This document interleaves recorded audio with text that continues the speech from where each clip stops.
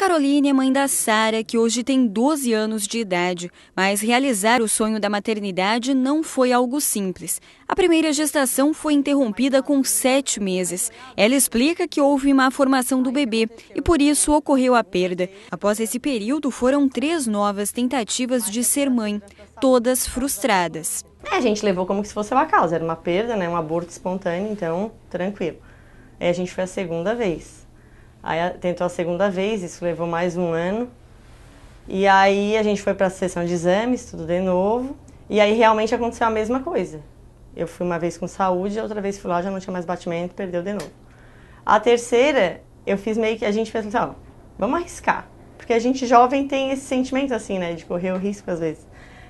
E aí o que aconteceu? Eu acabei perdendo em casa, assim, eu tive um aborto espontâneo. Quando eu fui para o hospital para ver se precisava fazer uma curetagem, não tinha mais o que, estava tudo certo, já o próprio organismo já tinha expulsado. Os abortos sucessivos sugeriram que Caroline pudesse ter um problema para gerar uma criança. Aí foi preciso fazer um tratamento para que a maternidade virasse uma realidade na vida dela. Eu fiz em Campinas. Era tipo uma última tentativa, sabe? Era um tratamento menos, eu não sei a palavra certa, mas era de imunodeficiência. Então era uma vacina feita com sangue do meu marido. E aí eu fiz 4 aplicações durante a gravidez, nos primeiros 4 meses, e fiz 3 antes.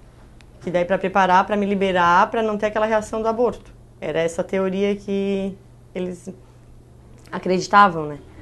E aí a gente tem hoje a Sara. Estima-se que em 8 a 20% das gestações podem ocorrer abortos em menos de 20 semanas. 80% dos casos ocorrem ainda nas primeiras 12 semanas. E algumas mulheres sofrem abortos sem nem saber que estão grávidas. O processo é considerado comum pela medicina. 80% das vezes dos abortamentos, né, de todas as mulheres que abortam, 80% dessas mulheres abortaram por algum errinho genético inicial na formação daquele bebê. Então, a natureza mesmo se encarrega de eliminar, de evoluir para um abortamento para não gerar uma má formação futura se a gestação for adiante. Os sintomas que podem levar a um aborto incluem sangramentos. Em alguns casos, eles podem ser frequentes até que ocorra a perda do bebê. Dores leves a intensas na lombar, dor abdominal ou cólicas. E diminuição dos sinais de gravidez, como perda de sensibilidade e náuseas. Normalmente, a recuperação das mulheres ocorre naturalmente, mas os médicos afirmam que é preciso alguns cuidados após sofrer o aborto espontâneo. A mulher tem que ter um período de 3 a 6 meses de recuperação do corpo, então ela deve se cuidar para não engravidar e continuar usando o ácido fólico para prevenir malformação do sistema nervoso central da criança. A perda de um bebê pode influenciar principalmente no lado emocional. O tempo de cura normalmente é maior do que a recuperação física. Caroline lembra que as perdas foram traumáticas, mas que mesmo assim não a fizeram desistir do sonho. Elas me fizeram amadurecer bastante, sabe? E foi também pelo fato de eu ser nova que eu consegui absorver melhor. Então hoje, assim, como eu já tenho a maternidade realizada e eu tô... aquele sentimento do vazio que eu tinha se preencheu, eu acredito que assim, a aceitação, a paciência que a gente tem que ter, sabe, nesse processo. Porque dá uma sensação de impotência.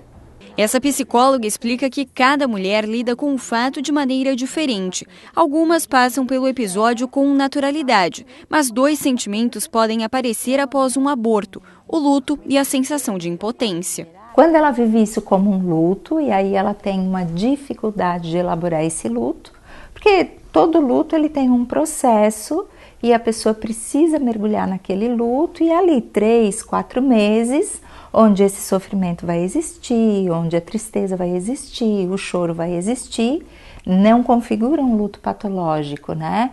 Que o que mais acontece é porque esse aborto aciona nessa mulher um sentimento de impotência, de incapacidade de reter aquele bebê, da incapacidade de gerar. Andréa afirma que quando a mulher leva muito tempo para se recuperar do fato, é preciso buscar ajuda profissional. Isso vai ser trabalhado com ela, mas muito mais.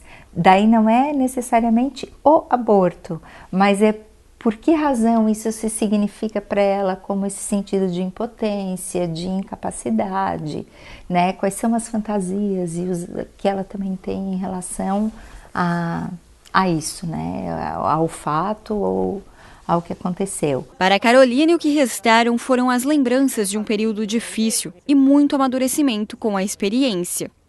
E aí, assim, a lição que eu tirei disso é que a gente tem que ser positivo, sabe? E acreditar. Hoje a medicina tem muito recurso, então eu vejo que hoje isso é positivo para mim. Foi um crescimento e eu ainda consigo ajudar algumas pessoas, sabe? Com essa minha vivência.